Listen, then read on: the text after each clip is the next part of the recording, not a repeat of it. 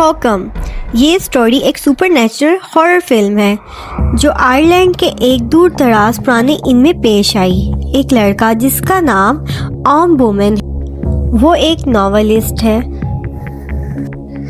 جو اپنے والدین کی موت کے بعد ان کی راکھ بکھیرنے کے لیے آئرلینڈ آتا ہے۔ وہ سکون اور تنہائی کی تلاش میں ایک پرانے اور ویران ان میں ٹھہرتا ہے۔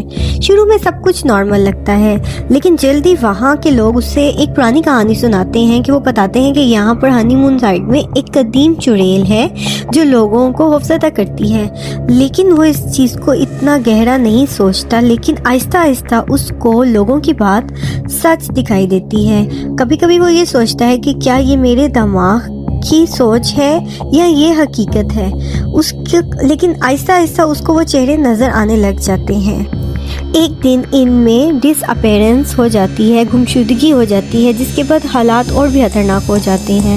اوم کو احساس ہوتا ہے کہ یہ جگہ صرف ان نہیں بلکہ اس میں اندرونی اور بھی بہت سی چیزیں چھپی ہیں اور ماضی کے خوف سے جڑی ہوئی ہیں۔ آہستہ آہستہ وہ اس کی تلاش میں لگ جاتا ہے۔ چڑیل کی کہانی شاید صرف ایک افسانہ نہیں، شاید اس میں حقیقت بھی ہو۔ جیسے وقت گزرتا ہے ان میں ایک پراسرار واقعہ ہوتا ہے جہاں ایک شخص غائب ہو جاتا ہے۔ اس کے بعد ماحول مزید خوفزدہ ہو جاتا ہے۔ جب اوم تحقیق کرتا ہے تو آہستہ آہستہ یہ راز کھلتا ہے کہ ان کی کہانی صرف ایک چڑیل کی نہیں بلکہ یہاں کے لوگ چھپے ہوئے گناہوں اور پرانی بددعاؤں سے جڑی ہوئی ہے۔ بعض اوقات اسے لگتا ہے کہ چڑیل واقعی موجود ہے اور بعض اوقات سب کچھ اس کے ذہن کا خوف فیل ہوتا ہے۔ آخر میں ایک بڑے خوفناک تجربے سے گزرتا ہے جہاں حقیقت وہم آپس میں مل جاتے ہیں۔ اس کو کبھی کبھی یہ فیل ہوتا ہے کہ کیا میں مینٹلی طور پہ سک ہو رہا ہوں یا مجھے کوئی سائیکولوجیکل ایشو ہے۔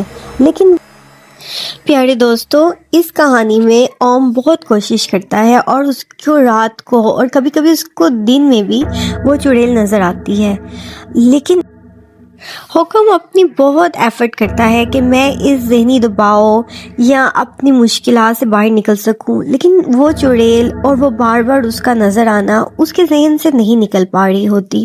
وہ اب اس جستجو میں لگ جاتا ہے کہ کیا یہ واقعی حقیقت ہے، لیکن اس کو حقیقت جاننے کے لیے بہت زیادہ ایفرٹ کرنی پڑے گی کیونکہ یہ سب اتنا آسان نہیں۔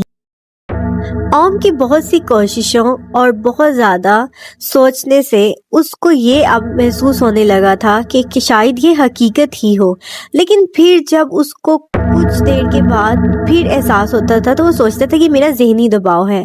ذہنی دباؤ کی وجہ سے بہت سی ایسی چیزیں بھی ہمارے سامنے آ جاتی ہیں جن کا حقیقت سے کوئی سامنا نہیں ہے۔ اس کہانی میں بھی کچھ اسی طرح سے ہی بتایا گیا ہے کہ کچھ چیزیں آپ کو دماغی طور پہ اتنا سوار کر لیتے ہیں جن کا حقیقت سے کوئی تعلق نہیں ہوتا۔ اس مووی کو دیکھنے کے لیے آپ کو میری ویڈیو کو لائک، شیئر اینڈ سبسکرائب کرنا ہوگا پہلے۔ Thank you.